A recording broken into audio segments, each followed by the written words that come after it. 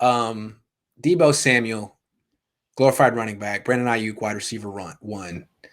This seems to be why a lot of Niner fans think Brandon Aiyuk should not return punts, that he's way too important to the offense. He's the only real wide receiver on the team, and that they just can't afford to give him 2 punt returns a game.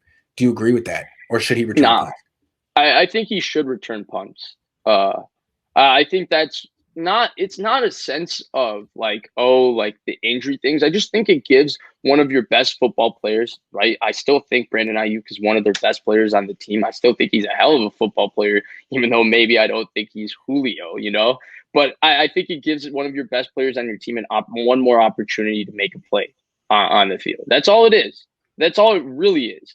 And yeah. I think one of the biggest things with the Niners is that their special teams is very conservative. It's a not to lose special teams rather than a special teams that wins them games, which is a little bit of a problem because the teams in their division do have special teams that win them games, right? Like you go back to week 1 against Arizona, the difference really in that football game besides Kyler Murray and DeAndre Hopkins was that Arizona's special teams made a play. The Niners special teams didn't. The only special teams plays I can remember in the Niners era is Markin Zachua blocking a punt week or 3. I can remember 3. Marcel Harris forcing the fumble on Odell Beckham, which was kind of more of a product of Odell gripping the ball Michael Vick style than it was really Harris going after the football. Though to Harris's credit, it was a great play. Then Zachua block punt week 1 of 2019. And then the Richie James, I think he returned one for a touchdown. The Seattle game they won in 2018, he returned a kickoff for a touchdown, I want to say. Yeah. Those are the only ones I can remember off the top of my head. They're special teams. I mean, you go down the list. They have a kicker who's horrible at this point in his career from 50 yards plus. He's a really, really consistently good kicker from 45 yards and under. True. To me, that's conservative because you also pay him a lot of money for a kicker. Yep. You have a punter who's very, very good at punting from the 40 and landing the ball at the 15. He's very consistent at doing it. If you look at his deeper level stats, like punts inside the 20 net yard, all this, fair catches created, all of that stuff, I'm sure Mitch Wishnowsky, the analytics look good. But the thing is, Mitch Wishnowsky has never changed field position where you're punting from the 20 and he goes and downs the punt at the 9 or an 8. He doesn't change momentum of a football game, not to mention he's a bad kickoff specialist. Then you go down the return game. I mean, their punt returners and kickoff returners are known for 2 things. They're known for fair catches, and then they're known for doing the both arms go this way, this thing to signal that the ball went over their head for a touchback. That's what they do. They have no explosive plays from their return game whatsoever. I mean, Trent Taylor returned punts for a good portion of last year, for God's sake, and the best thing he could do was catch the punt cleanly. River Craycraft had one punt return, where there was like 10 yards, 15 yards of space ahead of him, and he had a fair catch. Where this becomes a problem is you look at the Rams, especially the Rams under McVay when Jim Fossil was there, and even last year, they have a special teams that's won them games, right? Johnny Hecker is an absolute weapon as a punter. Then you look in Seattle, Michael Dickinson is an absolute weapon as a punter. And then you look at Arizona, Andy Lee is still booming them, man. Yes, he is. Andy Lee is still kicking right through the ball. So, like, when you look at it like that, like, you got to find yourself a way to get any advantage in a football game. And that's where Brandon Aiyuk returning punts gets you that advantage. And I buy the injury argument to an extent, but then you look at people like Antonio Brown returned punts for years upon years. Patrick Peterson returned punts for years.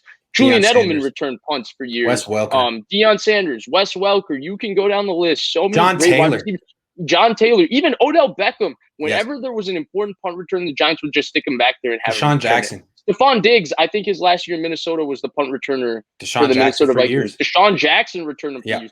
Tyreek Hill, to me, tomorrow if McCole Hardman gets hurt, Tyreek Hill is returning punts for them, just given Dave Tobin, Andy Reid's history. So thank you. It's because they're like, oh well, Tyreek Hill doesn't do it anymore. He used to, and they replaced him with someone who is also excellent. They're not just conceding that part of the game. They want to have a playmaker there, and it's like, well, the Niners average. They have guys who aren't fast returning punts. You should have guys who are a threat to take it the distance. Right. Like if you give Brandon Aiyuk 30 chances at it, he might be able to crack 2 in a season. And if you don't want Aiyuk to return the punts, then there are punt return specialists in the NFL that you could pay a decent sum of money and have him be back there for kickoffs and punts. But the Niners don't do that, right? Like Jet McKinnon was their kick returner for a minute last year. And what Yeah. explosion did Jet McKinnon have at that point last year? So when you look at it like that, I just don't see an argument where you make Debo, not Debo, Aiyuk not return punts. Here's one. James Foster says Aiyuk is Isaac Bruce, and Bruce never returned punts. Who is returning punts? Craycraft, Sherfield, James, or Simba? Well, right now it's going to be Simba Webster, but let's stick with Aiyuk is Isaac Bruce. But Aiyuk returned punts in college. He did. Isaac Bruce returned punts in college.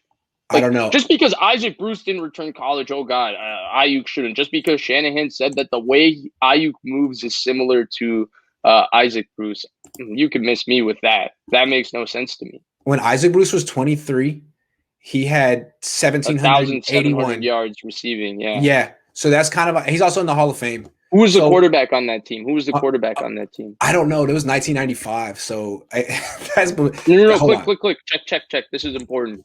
Let me get it. Hold on. Let me get it. Chris Miller. Chris Miller. I've never heard of that guy. 1995. Neither have I. First time I saw him was when I was looking up Isaac Bruce stats to talk about him when me and Jason Aponte talked about the all-time receiver list. Yeah. Great receiver. Guy was really, really good. He was like Marvin Harrison, man. He was so good. Do you remember him at 38 on the 49ers? Yes. He was their best offensive player that year besides Frank Gore. Yes, he was. So, dude, 12 games. Brandon Aiyuk, 12 games. And he's good. But, I mean, the idea – what I'm basically hearing from from the crowd that says don't let him return punts, they're saying he's too good. He's too good. And what I'm basically hearing is, so you're saying he's better than John Taylor. He's better than Deion Sanders. He's better than Antonio Brown. Like, what is too good? What are you talking about? Also, I'm hearing that it's too dangerous to return punts. I can't remember any serious injuries on punt returners. I'm sorry. I mean, it seems to me that everything you do in football is dangerous, but I don't think that returning a punt is more dangerous than running slants. I think even if it's the scenario where anytime in a big moment you need him to return a punt, if that's how you're going to do it, then fine. Even that I'm comfortable with. Because that's what the Cardinals did with Patrick Peterson, right? Right. You can't. And the Deion Sanders did the same thing near the end of his career. But you can't have special teams always be the best case scenario is that your special teams plays dead even with the other team's special teams. You have to at some point get some sort of advantage. The Niners' kick return game is not an advantage. Their kicking game is conservative but solid. Their punting game is conservative but solid. And their punt return game is poor. And there's that old adage that to win a football game, you need to win 2 of the 3 phases. And it's like the Niners don't try to win the special teams phase. So it puts them in a position where they have to win on offense and defense, which is hard. And I think there are going to be games next year. I know people think that Brandon Aiyuk is going to walk in next year and have 10 catches, 145 yards, and 3 touchdowns every game. But there are going to be games next year where just because of the fact that the Niners are going to be a run-first team, the fact that George Kittle and Debo do exist, the fact that, Trey Lance is going to run the football and Mostert and others are going to run the football and you're going to get a lot of carries in where Aiyuk maybe doesn't see a lot of targets just because that's how the game's going. Thank you. Well, in a game like that, if it's a close football game, a way to get him going in the game could be to have him return a punt and get a big play out of the punt return. Keep in mind, this is a run-first team with a quarterback who may be 21 coming off a season where he averaged 19 passes a game. All right? They're not going to throw a lot. And a lot of the passes are going to go to Kittle and Debo. And Debo's going to get extra touches in the run game. How is Aiyuk going to get extra touches? How are you going to get Aiyuk more than 4 touches a game if he's not returning punts? Because he should have. Honestly, if he were on a team that passed more, he'd be getting 10. He'd be getting 10 targets a game. He's not going to get that on the 49ers, not this team. So I think you should be looking for more. People say, "Oh, you're going to use him too much." No, I'm worried about not using him enough. Exactly. There we go. That should be the argument, right? Yeah. They're not going to use him enough next year if he's not involved in the return game. He's going to end up with like 65 catches. I don't know. Because the biggest difference between him and these other guys is that, Debo's the glorified running back is a big part of this run game. Aiyuk, I think one thing that we learned last year is that, Aiyuk and Debo, a lot of people compared them when they came out and all of that. And yeah, Aiyuk can still do the jet sweep end around stuff, but we saw very clearly in their usage when Debo was out and how Aiyuk was used, which was more similar to how Shanahan's used receivers like the Julio Jones, the Andre Johnsons in the past, lining them up as the X receiver and having them run routes outside the number, than what they did with Debo. It wasn't like because Debo was out, they just took all his end around, jet sweep, push pass plays and gave them to Aiyuk and ran it with like that. And we saw the times Aiyuk ran it. While he's smooth, he makes people miss. He's a strong runner. He's not anywhere close to Debo Samuel at running with the ball. So, my point about Pettis is maybe the reasoning why Aiyuk won't return punts may be the same reason he didn't want Pettis returning. He may want to conserve his receivers for the offense. Well, yeah, but then Pettis fell out of the offense, right? Yeah, and I think Pettis was actually physically, Yeah, and Pettis didn't want to take hits, and he was he had a trouble fair catching a punt one of the first times they had him do it, which is why they went back. Also, Grant, I wanted to answer that previous question. Yeah. Because I do have an answer for it. It's no. Okay, no. And here's why it's no. It's because if you look at data tells you it's no. Shanahan's never had a receiver over 10-plus touchdowns in his entire career. Wow. Andre Johnson's had the most at 9. The most Julio Jones had was 8. Yeah, it seems like he likes to use guys as decoys. Like, I mean, he's going to get the ball to his number one targets, but when it's time to score points, he's like, okay, you're going to work hard to take away Julio Jones or George Kittle, so I'm going to Kendrick Bourne. So I'm going to Kyle Juszczyk. I'm going to someone secondary here. Yeah, he's never had this is important. Kyle Shanahan has never had a wide receiver catch 10-plus touchdowns in a season with him calling plays. That's the most wild. Is Andre Johnson at 9. I mean, that's just a crazy stat. Like, Bill Walsh doesn't have a stat like that. Andy Reid doesn't have a stat like that. Sean Payton, you know, usually these offensive gurus have some guys with crazy numbers. Like Devontae Adams put up 18 touchdowns last year. I mean, there were years like that for Jerry Rice, but Kyle is it must be a philosophy. So interesting. Yeah, I don't know what it is. I mean, but his red zone numbers, if you go through his 13 years as a coordinator, the average red zone efficiency for him and his offense is 19 subpar. in the NFL. Subpar. Do you mind if we answer Jesse Rodriguez's question right here? Johnny Knox's back injury is why I don't want Aiyuk returning punts. Well, then I don't want Aiyuk playing receiver either, and Debo being a glorified running back because of Brad Smith's injury. Yeah. And then I don't want Aiyuk playing receiver because of the millions of injuries we have had receivers get. Yeah, like Niner fans are so concerned.